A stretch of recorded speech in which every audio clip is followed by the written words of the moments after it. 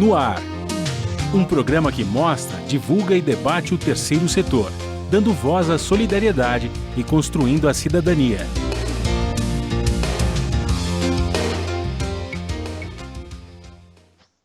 Olá, bom dia. Eu sou Joel Scali e começa agora o Observatório na Brasil Atual, um programa do Observatório do Terceiro Setor. No programa de hoje vamos falar sobre um ano de pandemia de Covid-19 no Brasil. De acordo com um pesquisador do IPEA, Instituto de Pesquisas Econômicas Aplicadas, o risco de um indivíduo ter morrido de Covid-19 no Brasil ao longo de 2020 foi quase 4 vezes maior do que no resto do mundo. Para refletir sobre a questão, nós vamos receber no programa de hoje Miguel Ângelo Aratti, que é médico psiquiatra da infância e adolescente, e o médico Jamal Suleiman, que é infectologista do Instituto de Infectologia Emílio Ribas. Você vai conferir as notícias do mundo com Ana Paula Loureiro, da Rádio ONU, direto de Nova York. Os destaques do site do Observatório do Terceiro Setor, com a jornalista Isabela Alves. E a participação especial do jornalista Frank Valverde, que eu cumprimento agora. Bom dia, Frank. Bom dia, Joel. Bom dia, Miguel Ângelo. Bom dia, Jamal. E bom dia a você que está em sintonia com o Observatório na Brasil Atual. Você sofreu muito nesse ano de pandemia, Frank? Olha, Joel, digamos assim, em termos de saúde, não, graças a Deus, não fui contaminado, nem ninguém da minha família, e a gente conseguiu passar bem. Agora, a gente sofre a questão do isolamento, a questão também dessa, que muitas pessoas falam como se fosse digamos, uma forma meio de paranoia, mas não, você tem que lavar todos os alimentos, você tem que usar máscara, tem que estar sempre com álcool em gel, ou álcool 70, no caso em casa, a gente usa líquido mesmo, isso não tem saída, então você vive um clima meio tenso, mas acho que é necessário, não há como ser diferente nesse momento que nós estamos vivendo. Né? Bom dia, Miguel. Seja bem-vindo ao Observatório na Brasil Atual. Bom dia, Joel. Obrigado pelo convite. A pandemia mudou muito a sua rotina? Olha, a minha rotina muito no início, sim, mas depois eu retomei as atividades do mesmo jeito que antes. O que aconteceu é que eu tive que criar alguns protocolos para o atendimento presencial. E o atendimento online, que era uma prática que eu praticamente não fazia. E que, para mim, como psiquiatra da infância, foi um desafio, porque é difícil você manter um contato direto com uma criança que tem várias formas de se relacionar além da tela, né? Adulto é mais fácil, eu acho. É verdade. Bom dia, Jamal. Seja bem-vindo ao nosso programa. Bom dia, João. Bom dia a todos. Eu conversava com você antes de começar o programa, você disse que gosta do medo, mas o medo que os profissionais da área de saúde tiveram nesse período de pandemia foi muito grande. Agora, com a vacinação, a coisa melhorou um pouco? Melhora porque cria uma situação de um conforto maior. E é curioso isso, porque a gente sabe que a vacina ela tem 3 papéis, né? Um desses papéis é proteger você de pegar a infecção. E nesse momento, nenhuma delas é capaz de fazer isso com segurança. Então, mas a contrapartida disso é que ela também tem um papel de proteção, ainda que você se contamine, de te proteger para a evolução para formas graves. Então, isso, num certo sentido, traz um conforto adicional, principalmente para aqueles que estão envolvidos diretamente no cuidado de pessoas que são portadoras do SARS-CoV-2. Então, melhora, claro, mas na outra parte traz um sentimento de frustração, porque a gente toma vacina, mas os nossos familiares mais jovens não. Então, esse paradoxo, né, ou essa separação que existe entre esses 2 momentos, os mais velhos sim, mas os mais novos não. Isso acaba criando uma angústia, porque quando terá a vacina para essa população, e que aí sim a gente pode retomar o que a gente chama de normalidade. Então, é um sentimento um pouco dúbio, ao mesmo tempo que traz um certo conforto, traz também uma certa angústia, porque tem esse outro cenário que aí sim, completamente obscuro, quer dizer, a gente não tem a menor perspectiva de quando isso será concretizado. Agora, somado a essa nova variação da Covid que já está chegando. Estava no Amazonas e já está aqui em São Paulo, no interior de São Paulo. Então, essa variante, ela, assim, do ponto de vista técnico, a gente já estava aguardando que fosse emergir. Não há nenhuma novidade nesse processo. A novidade, só parafraseando o poeta, é que não veio do litoral, né? Veio do norte.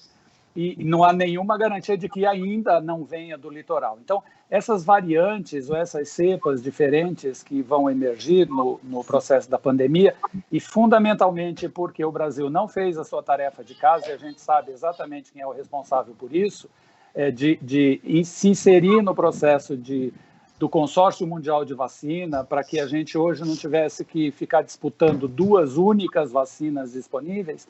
Então, se a gente não fez essa tarefa, isso era um fenômeno que iria emergir e o impacto disso, aí sim, mediante imunização, é que seria muito menor. O problema aqui que eu vejo é em relação à transmissibilidade, porque se você tem uma intensa transmissão na comunidade, as pessoas vão acabar adoecendo, vão estressar os serviços de saúde que já estão parcialmente desmobilizados e vai acontecer o que tem acontecido, uma mortalidade muito maior do que na primeira onda. Então, a gente agora, próximo da terceira onda, corre um risco concreto de um colapso e de uma mortalidade maior se a gente não imunizar rapidamente as pessoas. Então, a gente está numa situação extremamente delicada nesse momento por conta disso. Menos por causa das variantes e mais por causa da incompetência gerencial daquele que seria o sujeito eleito para fazer o papel do chefe do almoxarifado, mas nem isso ele fez direito. Em um ano de pandemia, o Brasil perdeu mais de 233 mil vítimas para o Covid-19. Apesar do grande número de vítimas, o país ainda realiza poucos testes, o que dificulta o mapeamento do vírus. De acordo com dados do Ministério da Saúde, o Brasil realiza aproximadamente 105 testes a cada 1.000 habitantes. O número é baixo quando comparado aos países que melhor lideraram a pandemia. A Nova Zelândia, por exemplo, registrou apenas 25 mil mortes por Covid-19. E aí entra nesse assunto. Antes de voltar com você, eu queria ouvir do Miguel. Miguel, o Jamal falava daquela preocupação de não poder vacinar os mais jovens. O que está havendo com os mais jovens que não sente essa pandemia? Parece que há um problema de comunicação ou um problema grave do governo federal que não passou a importância da vacinação e a importância de um isolamento social, por exemplo. Então, Joel, os mais jovens, eles precisam de diretrizes que vêm dos mais velhos. Os mais velhos estão batendo cabeça, né? Porque, assim, um filho, um adolescente, ele tem demandas que são próprias da idade. A socialização é um ponto crucial na vida deles. Então, assim, se você não tem um adulto que consiga conciliar, organizar a rotina e determinar algumas regras, eles vão começar realmente a fazer coisas porque está muito distante, não é da realidade deles. Por mais que tenha um avô, tenha os casos acontecendo, está muito longe da comunidade jovem. A mortalidade entre os jovens é muito baixa, né? Mesmo os casos de contaminação, os quadros são muito leves. Quase que você não tem casos graves entre os mais jovens. Então, fica muito difícil, por quê? Porque já é um ano de isolamento e de quebra de expectativas. Você imagina que muitos jovens que tinham viagem de formatura, encerramento dos processos escolares, festa de debutante, encontro com os amigos, ficaram sem isso. Uma coisa é você perder um evento, outra coisa é você perder uma série de eventos e não ter a perspectiva de modificar esse ano. Então, realmente, eles ligaram realmente aquela coisa do não tô nem aí, e vamos para a festa. E aí você precisa do adulto conciliando, organizando, tomando atitudes. Porque, assim, o que eu vejo entre os pais, por exemplo, divergências muito grandes na condução. Às vezes um pai tem uma postura e a mãe tem outra. Às vezes grupos de pais têm divergências. Então, assim, o jovem acaba ficando realmente muito perdido e vai fazendo vai vivendo o princípio do prazer nesse momento. Ô, Jamal, eu citei a Nova Zelândia, que registrou apenas 25 mil mortes por Covid-19, e testou mais que o triplo do Brasil, 321 testes a cada 1.000 habitantes, 321 testes a cada 1.000 habitantes. O problema da organização do combate ao vírus está nisso, né? Inicia-se com os testes necessários. Como você vê, nós já estamos com essa segunda variação, e você citou na primeira intervenção sua, você falou até de uma terceira. Como resolver essa questão? Quer dizer, como a ciência assumir esse papel, esse protagonismo fundamental, já que o Estado não está fazendo a sua lição de casa? Não é possível a ciência assumir esse papel. Infelizmente, esse é um papel político, né? Então, sem uma organização política de tal forma que assuma o que o SUS, ou que o papel do Ministério da Saúde, eu acho que aqui a gente vai precisar de um certo distanciamento histórico para fazer uma análise mais crítica sobre isso, porque a gente está no olho do furacão, está difícil, inclusive, ter uma avaliação um pouco mais fina desse processo. Mas, ainda assim, veja, a gente está no terceiro ministro da Saúde, sendo que 2 foram expurgados. Não precisamos recapitular tudo o que aconteceu com aqueles 2. E aí o terceiro, cujo passaporte seria um bom gestor, deu no que deu, né? Faltou oxigênio, as pessoas morrendo asfixiadas. E isto não é figura de linguagem, isso é fato. E aí, como é que você vai gerir um processo desse? E quando você vai atribuir a responsabilidade, não é culpa, é responsabilidade, o indivíduo diz que ele não sabia quando todos os fatos mostram, todos os documentos mostram. Sim, ele não só sabia, como não tomou nenhuma atitude para reverter esse processo. Porque, inexoravelmente, poderia até acontecer uma catástrofe dessa, mas desde que as pessoas tivessem minimamente se organizado para tomar uma decisão. Então, na ponta do processo, a gente teve que vivenciar isso. Quando você está falando de teste, isso não é ponta do processo, isso é meio do processo. E o que é que a Nova Zelândia e vários outros países fizeram? A lição de casa para doenças de transmissão respiratória, que é o seguinte: você identifica uma pessoa que tem a infecção e o que você faz? Você faz o controle de contactuantes. E o que é um controle de contactuantes? Aí sim, é o serviço de vigilância em saúde, ou vigilância epidemiológica, ou o que quer que seja, o nome que você queira dar, mas é um serviço de vigilância em que você, a partir do caso índice, testa todo mundo que teve contato com aquele caso índice. O que nós fizemos? Nada. Absolutamente nada. A gente jogou, eu estou pondo porque como brasileiro, né? Mas quem fez isso foi o gestor, o tal gestor, o chefe do almoxarifado incompetente. O que ele fez? Estava em Guarulhos uma quantidade escandalosa de testes que estava para vencer e que a Anvisa revalidou os testes. Então, eu acho que a gente não pode esquecer isso, sob pena da gente relativizar uma situação muito grave. Na medida em que nós não fizemos, e aí... E é muito interessante. O Brasil tem uma rede imensa de agentes de saúde que fazem visitas domiciliares. Nem essa rede foi usada para poder intervir nesse processo. Se a gente tivesse usado essa rede, e aí quem faria este papel? De novo, o Ministério da Saúde, cujo presidente da República diz abertamente, para quem quiser ouvir, que isto não é responsabilidade dele, porque o STF disse que isso é responsabilidade dos governadores e prefeitos. Senhores, sim, agora a gente está correndo atrás do prejuízo. Então, a imagem que eu consigo ver é você seca gelo. É cansativo, mas a gente tem que fazer esse papel, infelizmente, porque uma única vida, e aí não é pieguice, salva nesse processo, terá valido a pena. Porque isso tudo que a gente está pontuando, por exemplo, em relação aos jovens, como é que o jovem vai entender um discurso aqui, não é esquizofrênico no sentido da ruptura dos discursos, né? Então você tem, de um lado, a ciência dizendo fique em casa, faça isso, faça aquilo. De outro lado, o sujeito vai para o gramado e mostra uma caixa de cloroquina. O que é mais confortável do ponto de vista psíquico?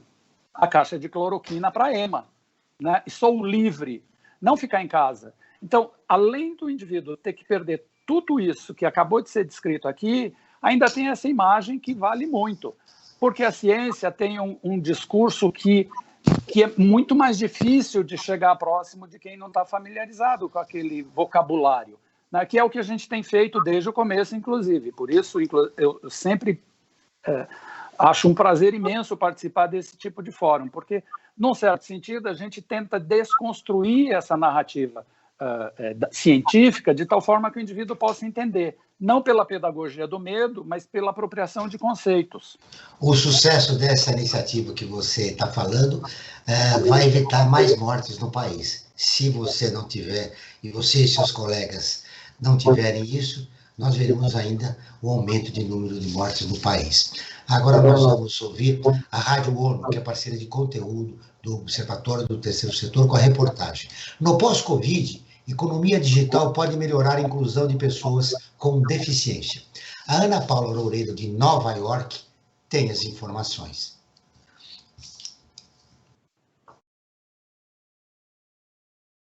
Avanços na economia digital, abrindo oportunidades sem precedentes em favor de um mundo laboral mais inclusivo para pessoas com deficiência. No entanto, a ameaça de barreiras digitais pode agravar as desigualdades e a exclusão se não houver iniciativas eficazes e direcionadas para o grupo de cerca de 1 bilhão de pessoas. A Organização Internacional do Trabalho recomenda mais esforços para melhorar a acessibilidade, as habilidades digitais e o emprego digital para criar um mercado de trabalho mais inclusivo para as pessoas com deficiência. De acordo com o estudo, o aumento do trabalho digital cria graves problemas para quem não tem habilidades ou equipamentos laborais necessários. O estudo, Uma Economia Digital Inclusiva para Pessoas com Deficiência, foi realizado pela Rede Global de Negócios e Deficiência da OIT, em parceria com a ONG espanhola Fundación ONS. O documento analisa os efeitos da revolução digital para a criação de novos empregos, mudanças nas funções e modelos de trabalho existentes. Outra área pesquisada é a de processos de recrutamento online. O estudo enumera as principais áreas de ação por diferentes grupos de interessados, incluindo a indústria digital, academia, governos, trabalhadores, empregadores e as próprias pessoas com deficiência. Para a construção de um futuro de trabalho inclusivo, o relatório destaca como fundamentais a requalificação, a qualificação e iniciativas para promover o emprego digital e apoiar a colaboração entre todas as partes do processo. A análise aponta oportunidades nas chamadas tecnologias assistivas para abrir novas ocupações e oportunidades. Delas fazem parte aparelhos, técnicas e processos que aumentam a qualidade de vida de pessoas com deficiência. Da ONU News em Nova York, Ana Paula Loureiro. Continuamos com o Observatório na Brasil Atual, um programa do Observatório do Terceiro Setor. Hoje estamos falando sobre um ano de pandemia de Covid-19, com o psiquiatra Miguel Ângelo Guarati e o médico infectologista do Instituto de Infectologia Emílio Ribas, Jamal Suleiman. Nessa matéria, Frank, inclusão digital será fundamental, não só para resolvermos o problema da pandemia, mas na pós-pandemia. Mas apenas um dado, lembrando que 9 milhões de crianças e adolescentes perderam o ano porque não tinham um equipamento para acompanhar as aulas online. É verdade, Joel. Acho que o mundo passa, né, a humanidade, melhor dizendo, passa por várias revoluções, né? Nós tivemos a revolução da agricultura, depois a revolução industrial, e hoje a gente pode dizer que vivemos uma nova revolução. A humanidade hoje, ela estará eternamente conectada, até vir uma outra revolução que eu não sei qual que será. Mas hoje nós vivemos nessa revolução tecnológica e é fundamental que as pessoas se habilitem e tenham acesso à tecnologia digital para poder se integrar no mundo, né? E falando em tecnologia digital, nós estamos aqui né, nos comunicando através dela, né? E é a forma como nós estamos vivendo nos dias de hoje. E as pessoas que nos acompanham, que acompanham o Observatório do Terceiro Setor, têm uma forma de entrar em contato conosco através dessas tecnologias, que é pelo WhatsApp. Que é uma plataforma que está popularizada no mundo inteiro. E eu convido a todos e a todas que nos contactem com suas sugestões de pautas, com suas sugestões de matérias, fazendo suas críticas, elogios também, né? Também nós gostamos de receber elogios, é verdade, né? E essa forma de você contactar é através do WhatsApp. E o número é este, prefixo 11 98851-2317. Vou repetir, 98851-2317. Joel, eu queria aproveitar aqui, você já me chamou também, para fazer uma questão, tanto para o Miguel Ângelo como também para o Jamal, que é a seguinte: nós estamos falando na pandemia que nós estamos vivendo hoje, só que o mundo não parou para ter a pandemia se somou a todos os problemas que nós já tínhamos antes, tá? E eu pergunto, como é que está a situação das outras doenças que aí estavam, né? Como, por exemplo, a AIDS, né? O Dr. Jamal, por exemplo, tem uma experiência sobre esse trabalho com esses grupos, né? Como é que está essa situação desse mundo que nós estamos vivendo hoje, que além de todas as outras doenças, temos a pandemia? E as outras, como é que ficam? Elas pararam, estão paralisadas? Como é que as pessoas estão vivendo nessa questão? Miguel Ângelo, psiquicamente, como é que as pessoas estão vivendo isso? Bom, Franklin, há uns 10 anos, mais ou menos, a gente vem prevendo um aumento acentuado da depressão e dos transtornos ansiosos, e que a gente imaginava que em 2020 a proporção seria 5 vezes maior. A gente não imaginava que teria um fator bastante consistente, ou seja, o crescimento dos casos de suicídio, automutilação, depressão, ansiedade, isso para falar dos mais comuns, né? Não considerando, por exemplo, aumento do uso de drogas, álcool, violência, tudo isso estava numa ascensão. O que aconteceu com a pandemia e com todas as restrições e mudanças e situações todas, é que você teve uma potencialização, ou seja, tudo que estava acontecendo em termos da saúde mental está muito maior agora. Haja visto, eu tenho conversado com vários colegas de vários níveis, assim, do serviço público, privado, estão todos trabalhando bastante. Os infectologistas estão trabalhando muito, mas os psiquiatras e psicólogos também, né? E o que a gente percebe é um agravamento dos quadros. Então, não é uma coisa simples que um mês de fluoxetina resolve. São casos mais graves, em que você vai ter que fazer, muitas vezes, associações. Eu tenho, muitas vezes, que fazer encaixes de horário. Eu tenho, inclusive, tomado um cuidado. Eu acho que todo colega que trabalha na linha de frente, ele precisa tomar cuidado com o adoecimento, e os colegas da saúde mental têm que ficar atentos a isso, porque a demanda realmente ficou mais significativa. E o que a gente vê, falando das outras doenças, né, hipertensão, eu estava falando com a esposa de um paciente, que o paciente tem um transtorno de ansiedade e depressão muito grave, mas ele teve uma endocardite, ou seja, sistema imunológico caindo, né, doenças infecciosas se acentuando. Ele foi internado para ser submetido a uma cirurgia cardiológica de emergência. Nesse momento, inclusive, dele ter qualquer desfecho negativo é muito alto. Então, as outras doenças se somaram a esse momento atual. Perfeito. Doutor Suleiman.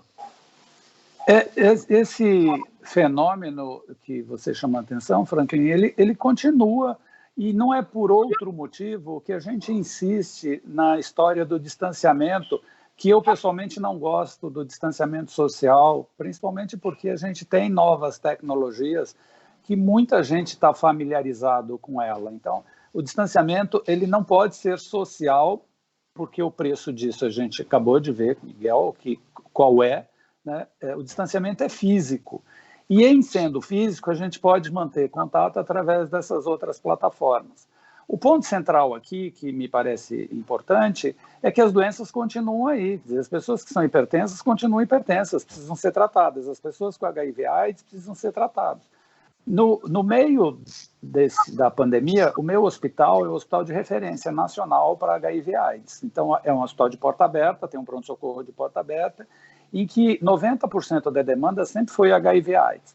São os indivíduos que se descobrem doentes, o que se você parar para pensar, é absolutamente obsceno, que em pleno século XXI, com todas as tecnologias que a gente tem para evitar que uma pessoa adoeça, ela se descobre doente e procura a emergência. Então, nessas ondas, nos picos das ondas, o que a gente acaba tendo que fazer? Fecha a porta para esse tipo de condição, o que é um negócio muito grave, porque onde essa pessoa vai buscar assistência se não for ali? E aí é o preço pago de maneira não uniforme, né, para populações que são economicamente desprovidas de recurso, que tem que lançar mão, por exemplo, do SUS, e que encontra uma porta fechada. Por quê? Porque a gente está no pico de Covid. Então, trabalhar com esses dois momentos é uma condição muito difícil. Para além disso, por exemplo, os ambulatórios também têm protocolos muito rígidos. Num primeiro momento, os ambulatórios de outras doenças praticamente fecharam. Os ambulatórios de psiquiatria, de cardio, de nefro, fecharam. Então, quando a gente foi adquirindo mais conhecimento sobre como manter segurança para a assistência dessas pessoas, esse conhecimento exigiu que o número fosse diminuído. Então, quem atendia 10 passou a atender 3, né, por conta dos protocolos de desinfecção dos espaços, o que, obviamente, retarda muito as consultas posteriores em serviços que já estão sobrecarregados. Então, é muito complicado você lidar com tudo isso. A gente só vai conseguir sair, infelizmente, desse processo quando a sociedade entender que ficar em casa é um ato de proteção dela. Não é uma coisa de governo, né? É de Estado isso. Então, as pessoas têm que entender isso.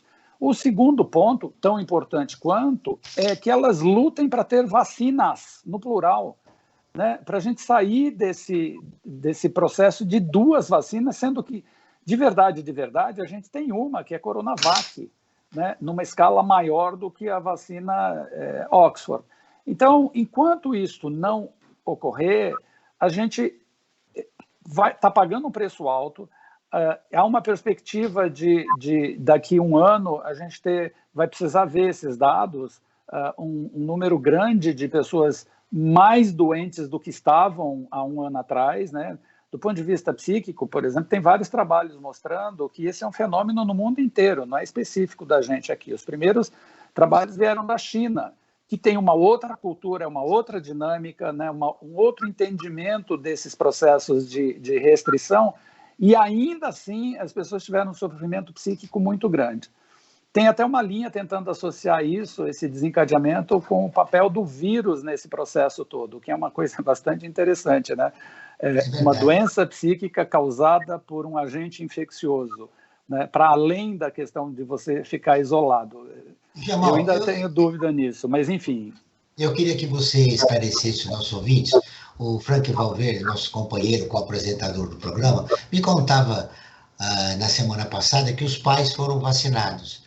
E o pai foi vacinado com uma vacina e a mãe com outra em questão de um dia. Conta, Frank, rapidamente, na verdade, para a gente saber. Meu pai tem 90 anos, eu levei ele para vacinar na segunda-feira da semana passada, né? E ele recebeu a Coronavac. Claro, é só 90. Minha mãe tinha 87, então ela estava numa outra faixa, não estava sendo atendida na segunda, mas foi ser atendida na sexta-feira, porque no meio da semana mudou a faixa, ampliou a faixa de atendimento. No mesmo posto de saúde, no bairro, levei, e ela recebeu a da Oxford, a AstraZeneca, né? Que é E eu falei, caramba, no mesmo lugar fizeram essas 2 vacinas, né? Receberam as 2 vacinas. Meu pai retorna na semana que vem para receber a segunda dose, minha mãe só em maio.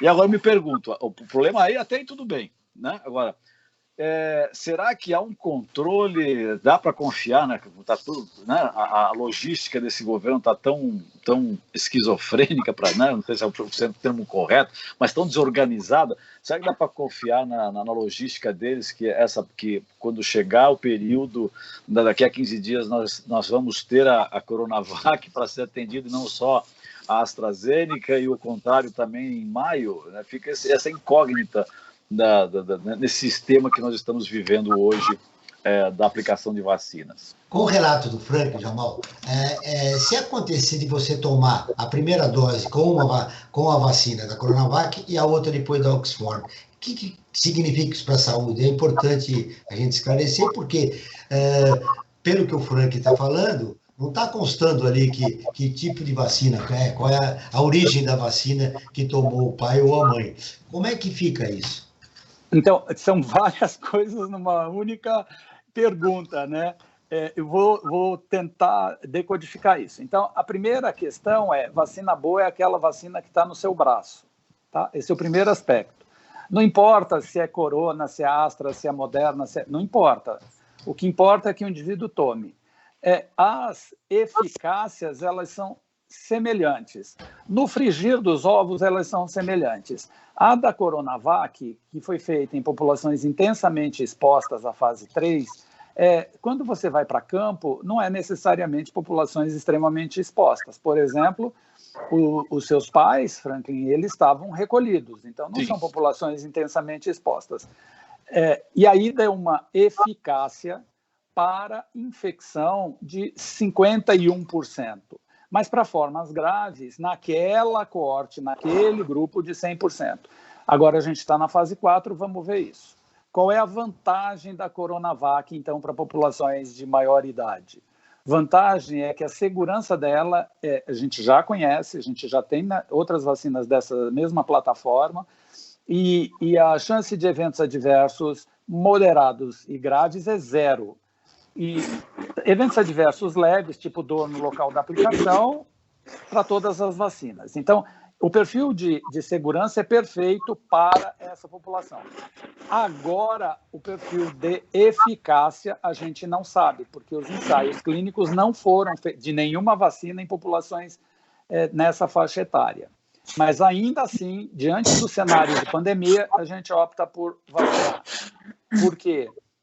Dentro daquele primeiro processo que eu falei inicialmente, né? Se ela dá proteção contra formas graves, a gente vai nessa toada. Outro aspecto que eu acho que é fundamental lembrar, que por incrível que pareça, por mais desorganizado que o governo seja, o Estado não é, tá? Principalmente o SUS. O SUS não é desorganizado na ponta. E existe dentro do... mesmo com todo esse esforço desse governo em desmontar esse processo. Isso é importante, isso é importante. Que fique claro isso. Só um minuto, por favor. Muito bem. Enquanto o Jamal se... Pronto. Aí, Jamal, você quer concluir? Porque eu tenho que chamar a Isabela Alves. É importante. Eu quero, porque eu acho que é importante lembrar que o Programa Nacional de Imunização, toda vacina que você recebe, toda, não é corona, vai para um registro nacional, tá? Então, se sabe qual foi a unidade, qual foi o lote, quem aplicou, onde foi recebido isso. Parece doido isso, né? Mas isso já existe há muito tempo. Especificamente em relação a estas vacinas para Covid ou para SARS-CoV-2, esse processo ele é muito mais observável.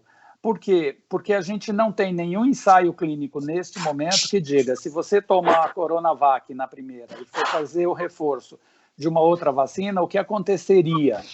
Tem um ensaio clínico em curso agora para dar essa resposta. Então, como a gente não tem nenhuma resposta sobre isso, o que tem sido feito? Você recebe a Coronavac hoje, você vai receber a Coronavac na segunda dose. O intervalo de tempo é distinto para todas elas, tá? Então, tanto a AstraZeneca quanto a Moderna, cada uma delas tem um intervalo máximo e mínimo em que você deve receber a vacina. Então, Franklin e todo mundo que está nos vendo, pode ficar absolutamente confortável com isso. A informação está lá. A gente, inclusive, nessa e em todas as outras campanhas, a gente recebe aquele papelzinho que é, inclusive, para a gente ter a informação, não só o sistema. Então, é muito importante que se leve de volta para que você fique seguro, porque eu acho que isso é uma forma de mostrar, inclusive, claro que de vez em quando acontecem alguns problemas, imagine você imunizando uma escala de milhões. Essa semana apareceu uma enfermeira aplicando, injetando o braço de uma senhora e tirando sem que fizesse a vacina. É bom lembrar que isso é exceção da exceção da exceção. O nome disso é crime. Então, e tem que ser passível com punição como um crime, né? Isso não é para acontecer, não pode acontecer, mas o 99,99% o processo segue tranquilamente. Então, diga aos seus pais e todos os que estão nos assistindo que aquele papel que recebeu, leve de volta para garantir que o que eu estou falando é verdadeiro. E você tem essa informação que é um direito seu. Isso não é um favor que a gente está fazendo, isso é direito. tá? Inclusive para tomar a mesma vacina que recebeu na primeira vez, né? Agora, antes de ouvir o Ângelo, eu vou chamar a Isabela Alves, direto lá da redação do Observatório do Terceiro Setor, que ela tem notícias do nosso site. Olá, Isabela, bom dia. Bom dia, Joel, bom dia, Franklin, bom dia aos convidados e ouvintes. Bom, hoje eu vou trazer as notícias mais visualizadas do nosso portal. A primeira delas é sobre uma avó que, através de uma bolsa de estudos, se formou em Direito aos 66 anos. A Celícia Oliveira Brandão assumiu a responsabilidade de criar os irmãos mais novos quando ainda era muito jovem e precisou enfrentar muitos desafios antes de realizar o sonho de se formar em Direito. Outra notícia é sobre que o Brasil registrou mais de 6.000 denúncias de trabalho escravo e tráfico de pessoas. Somente no ano passado, mais de 900 trabalhadores foram resgatados em situação de trabalho escravo. Uma última notícia é de que em 3 meses, o conflito na Etiópia impactou mais de 2,3 milhões de pessoas. A estimativa foi divulgada pela ONU e se refere ao cenário da região do Tigre, no norte da Etiópia, onde as tropas da região estão em conflito com as forças nacionais. Mais de 56.000 pessoas buscaram refúgio no Sudão. Essas são as notícias da semana e para ficar por dentro de mais novidades do Brasil e do mundo, basta acessar o nosso portal, observatoriotercetor.org.br. Obrigado, Isabela. Essa foi a repórter Isabela Alves, que volta na próxima semana.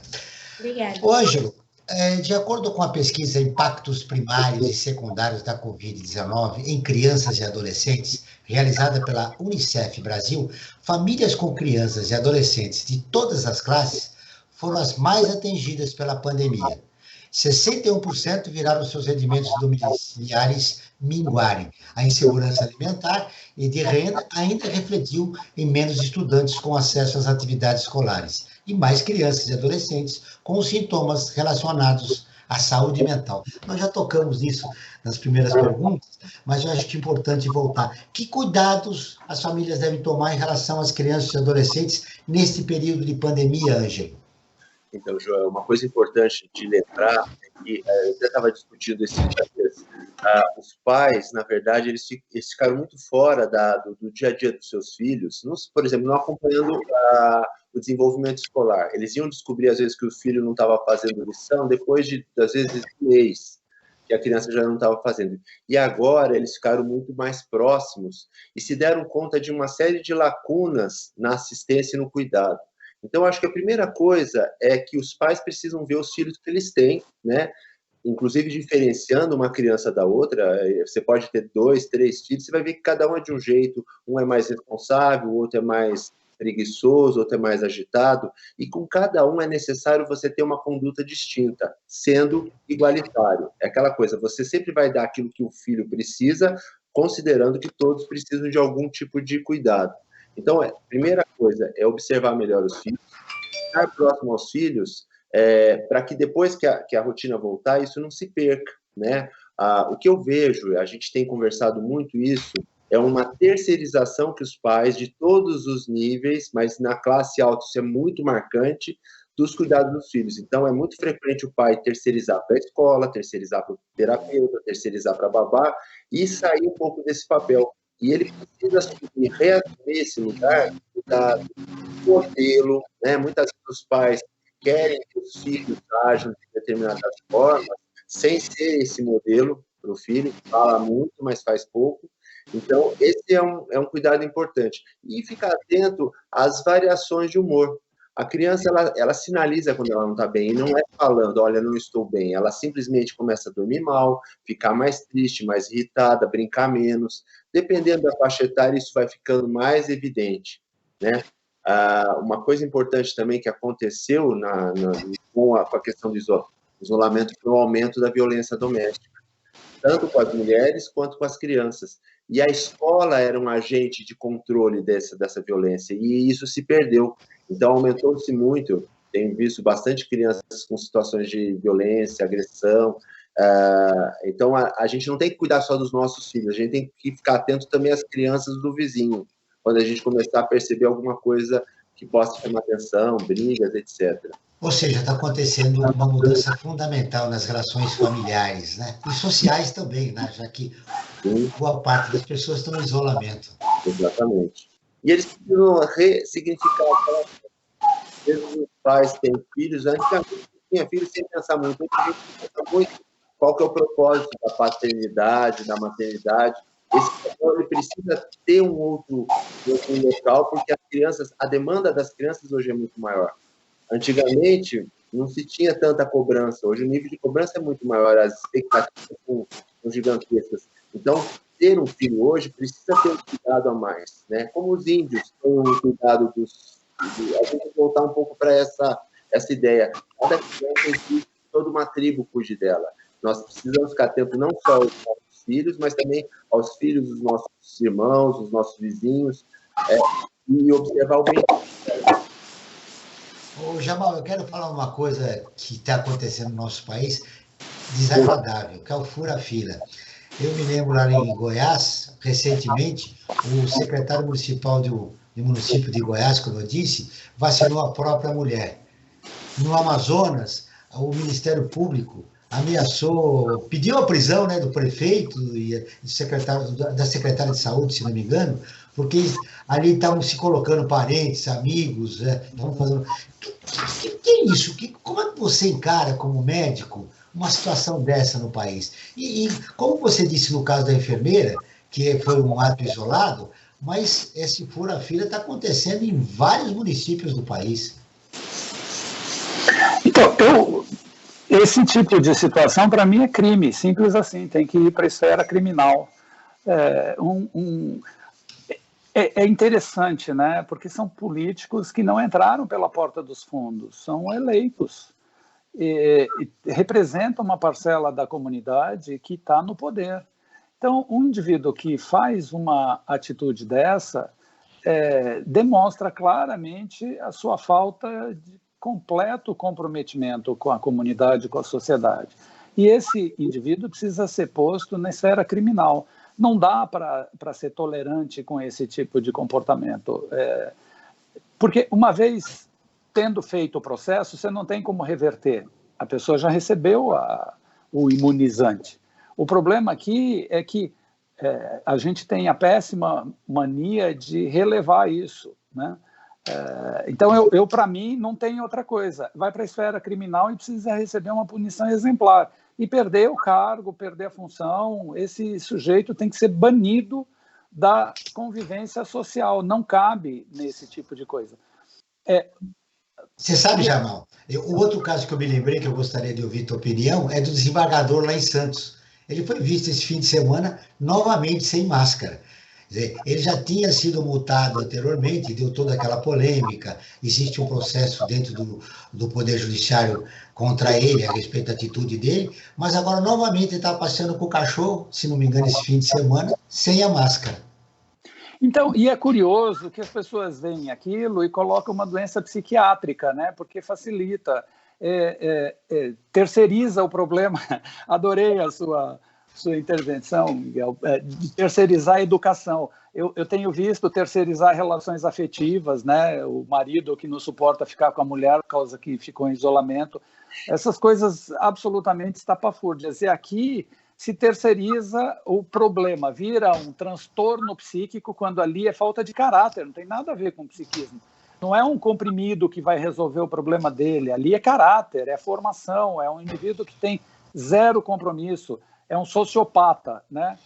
Não no sentido médico do termo, ele é um sociopata porque ele não tem a empatia, não exerce aquela atitude básica que nos diferencia, pelo menos nos diferenciava dos outros primatas não humanos, né? Embora hoje a gente saiba que entre primatas não humanos até tem sentimentos de empatia, mas esse tipo de comportamento, eu acho que ele precisa ter punição exemplar, porque é através dos exemplos que a gente aprende determinadas coisas, e esse é um sujeito que precisa. Só que aí o que a gente tem, né? O sentimento de corpo. Um vai lá e faz isso, daí vem outro e diz assim, não, ele tem um problema psicológico. Não, o problema dele é de caráter. Então, eu vejo nessa esfera. Nesse momento da pandemia, qualquer coisa que fuja desse padrão que se espera que os humanos tenham, né, compaixão pelo próximo, é fundamental. Sem isso, essa sociedade não evolui. Muito bem. Miguel, quero repercutir com você, falando desde a aprovação de algumas vacinas contra a Covid-19 pela Anvisa, que é a Agência Nacional de Vigilância Sanitária, se espalharam pelas redes sociais fotos ou histórias de pessoas comemorando a primeira dose. Mas nem todos deveriam estar sendo vacinados nesse momento, por não fazerem parte do grupo prioritário. Em Manaus, como eu disse, a vacinação chegou a ser suspensa por 24 horas após denúncias. Um dos casos que mais chamaram a atenção foi de 2 irmãs médicas recém-formadas. As jovens de 24 anos, que são filhas de um rico empresário da região, foram vacinadas no primeiro dia de imunização na cidade, que foi no dia 19, de janeiro. Como é que você vê isso? O Jamal fala em sociopatia. Você, como psiquiatra, qual é o seu olhar para uma situação que acontece no nosso país? É interessante, Joel, porque você foi num ponto importante. Quando eu comecei a ver isso, e eu vi vários colegas que não estão na linha de frente, psicólogos que atendem online, quer dizer, nem estão atendendo, assim, tomando a vacina, não falando especificamente da psicologia, mas eu estou falando de uma especialidade que não tem necessariamente contato, né? E começava a tomar e tirar foto. E eu fui na rede social, eu fiz uma crítica à foto, não estava nem questionando, porque eles tiveram direito. A gente sabe que o HC vacinou todo mundo, sem exceção. Vacinou o cara da limpeza, que tinha que ser vacinado, mas vacinou o pós-graduando que não tem contato com o paciente, que fica lá na salinha dele, que estaria, teoricamente, igualmente em risco com qualquer pessoa. E aí, o que aconteceu? E eu estou falando especificamente da unidade de psiquiatria, que não é específica para atendimento de Covid, diferente, por exemplo, do Emílio Ribas ou do Instituto Central. E vários estagiários começaram a fotografar, aquilo me incomodou num nível, eu falei assim, não é possível, eu acho que as pessoas não deveriam colocar, ainda mais que não tinha vacina, era um momento que, inclusive, os insumos estavam sendo negados, a vacina de Oxford não estava, eu achei de uma falta de empatia, nossa, isso gerou um celeuma, as pessoas ficaram muito ofendidas, eu falei assim, a questão que eu estou questionando, não estou nem entrando no mérito de você ter sido vacinado, mesmo sem ter o direito naquele momento, você não era da linha de frente. Uma pessoa que não atende um paciente diretamente, principalmente paciente de Covid, não era da linha de frente. Quem tinha mais direito? Um profissional que atende online ou o técnico de raio-x que está levando o paciente toda hora para tomografia, sabe? Aí começaram a justificar que eles estavam fazendo uma propaganda para a vacina. Eu falei, isso teria sentido se tivesse vacina para todo mundo e as pessoas não quisessem tomar. Naquele momento, para mim, foi ostentação. E aí, tanto que muitas pessoas, não sei se começaram a refletir sobre isso, começaram a não colocar, ou começaram a justificar, não, a gente quer para todo mundo, mudaram o discurso. Porque no primeiro momento, na semana que começou a vacinação em São Paulo, as pessoas simplesmente botavam a foto sendo vacinada, botavam o cartãozinho. Nossa, isso gerava um baita de um conforto com quem não estava sendo vacinado e deveria estar sendo vacinado. Esse comportamento tem um nome, chama-se impunidade. O estudo do índice do desempenho Covid, desconstruindo as respostas à pandemia, analisou as respostas de 98 países à Covid. Avaliou que o Brasil teve o pior desempenho entre todas as nações do grupo. O estudo levou em conta os dados como o total de casos e mortes por Covid-19 em cada nação, a oferta de testes e o percentual da população afetada pela pandemia. Com base nesses indicadores, os países receberam notas que vai de 0 a 10. O Brasil recebeu a nota mais baixa, 4,3. Já a nota mais alta foi a da Nova Zelândia, com 94,4. Jamil, nós temos mais 10 minutos de programa, mas eu queria seguir nessa linha de esclarecer a população a importância da vacinação, a importância da imunização, independente do comportamento das autoridades. Como disse você ao longo do programa, em vez de contribuir, elas embaralharam, né? A situação, deixando a população, sobretudo aquela que não tem pouco acesso à informação, insegura a respeito disso. Nós temos uma das notas mais baixas em 98 países. Você vê perspectiva de se mudar, por exemplo, com ações como a do terceiro setor, de organizações da sociedade civil, que possam contribuir para esse momento no país? Bom, em relação aos dados, nenhuma novidade, né? A gente esperava que fosse exatamente esse o resultado. Mas eu tenho clareza de que se a gente não tiver organização, a gente não avança. E são vários os exemplos. Para a gente ficar na pandemia, que teve um impacto e que tem um impacto social tão grande quanto de Covid, embora seja uma doença de transmissão sexual e de comportamento mais arrastado, mais crônico, se não houvesse uma organização social forte, a gente não teria construído um dos melhores programas de controle da doença, não é de doente, é da doença, do planeta. Ainda com esforço deste governo de desconstruir esse programa, a gente mantém, por conta da força da sociedade civil, né, das organizações não governamentais, a estrutura, o pilar central dessa ação. Então, eu não vejo outra alternativa. Especificamente em doença de transmissão respiratória, se não houver participação da sociedade, a gente não consegue controlar o processo. A autoridade, qual é o papel dela? Viabilizar recursos, não tem dúvida, insumo, recurso, e propiciar o desfile das narrativas da ciência, baseado em coisas que possam ser mensuradas, porque a ciência é desse jeito, né? Ela não é baseada, ela começa numa hipótese, mas você tem que provar essa hipótese. Então, infelizmente, a gente perdeu tempo. O fato de ter perdido o tempo não nos dá o conforto de que permaneçamos desse jeito. A gente precisa ganhar esse tempo, porque cada minuto que a gente perde, é gente que vai morrer, né? Essa equação é simples. Então, e aqui eu só queria chamar a atenção para um outro fenômeno, né? Como o contingente que mais morre nesse processo são idosos, é interessante que na sociedade cada um tem um preço, né? Então, a morte de um jovem promove uma comoção. A morte de um idoso é entendido como algo natural. Olha, esse exemplo que você está dando, a morte do jovem causa comoção. Uma das coisas polêmicas que está acontecendo, e eu preciso repercutir com você rapidamente, que nosso programa está terminando, é a volta às aulas. Como é que você vê as voltas às aulas aqui em São Paulo? Eu desde o princípio, tenho dito o seguinte, é função do Estado prover a segurança. Tem metodologia, tem ciência para garantir que essas pessoas estejam seguras. E como é isso? Imunizando professores e promovendo as reformas dentro dos espaços de convivência dos jovens. Qual é o problema aqui? É que o Estado é omisso e não vacinou os professores e demorou meses para pôr algumas escolas numa reforma que não era por conta do vírus, era o óbvio que tinha que ter sido feito.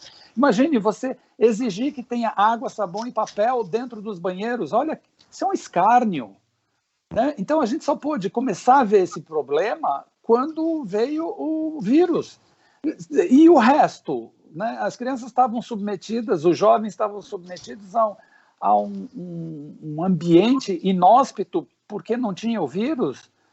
Não cabe esse tipo de procedimento. E eu acho interessante porque a gente fica batendo na escola, mas a gente acabou de ver que o sofrimento é muito grande e a maior parte, ou um contingente não desprezível de jovens, principalmente das regiões periféricas, não faz isolamento nenhum, né? Não tem esse isolamento. Eu moro de frente a uma comunidade, sexta, sábado e domingo, é da ordem de milhares de jovens desfilando sem máscara, vindo de todo o direito de fazer as suas descompressões através de festas, só que não é esse o momento.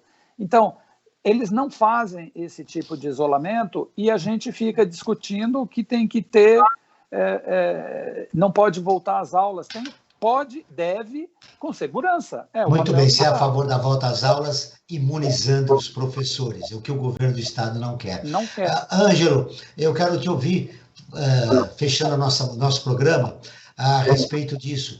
A volta dos jovens, a volta das escolas, do ponto de vista psicológico, pais inseguros, mando ou não mando meu filho, o professor não está imunizado, enfim...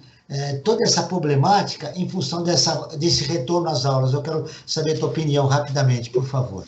Bom, a volta às aulas ela é fundamental, precisaria ter sido planejada, como o próprio Jamal falou, a questão da imunização dos professores e dos demais funcionários da escola teria que ter sido planejada, assim como foi planejada o atendimento dos profissionais de saúde. Os professores teriam que ter entrado na linha de prioridade e teria que ser feito o cuidado. Tem muitas escolas que estão numa situação bastante precária de estrutura e que agora se mostrou até irônico, né? Você vai falar de álcool gel numa escola que não tem um banheiro funcionando. E nós não estamos falando de uma coisa que começou o ano passado. Eu tenho mais de 50 anos e eu via isso na escola pública, só que está bem pior hoje. Isso estou falando na época que eu era aluno. Então, essa é um descaso crônico e não teve governo de esquerda e de direita que olhou para isso. Nenhum governo olhou para a escola com o cuidado que ela merece. Mas um ponto que eu considero satisfatório é que começou uma discussão há 2 anos atrás da escola em casa. Essa discussão agora está encerrada, ninguém questiona mais isso.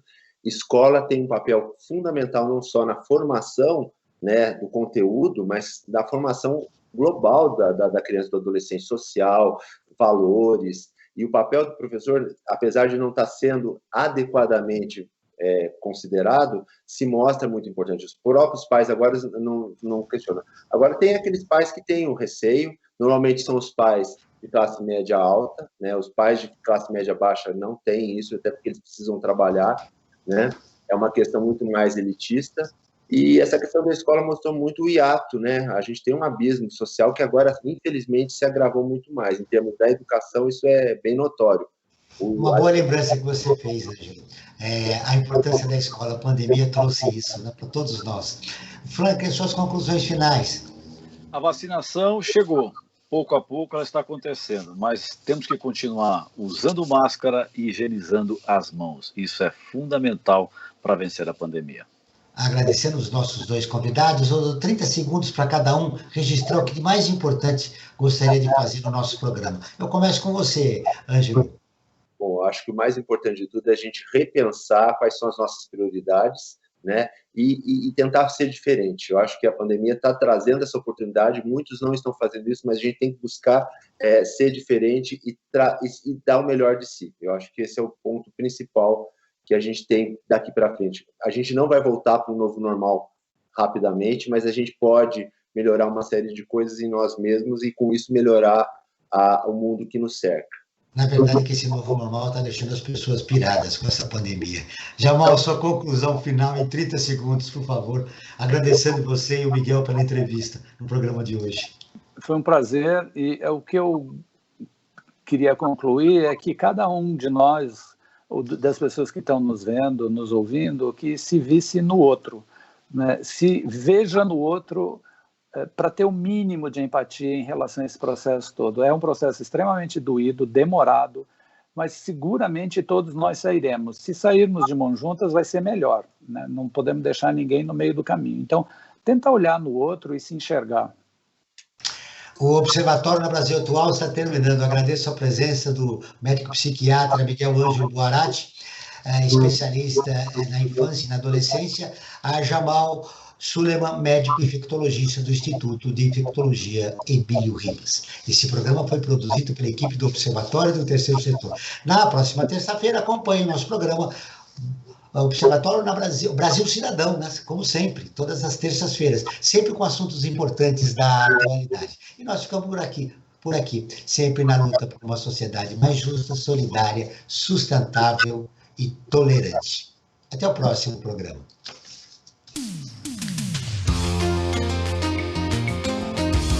Você ouviu na Brasil Atual mais uma edição do Observatório do Terceiro Setor, sempre na luta por uma sociedade mais justa, solidária, sustentável e tolerante. Observatório do Terceiro Setor, o olhar da cidadania.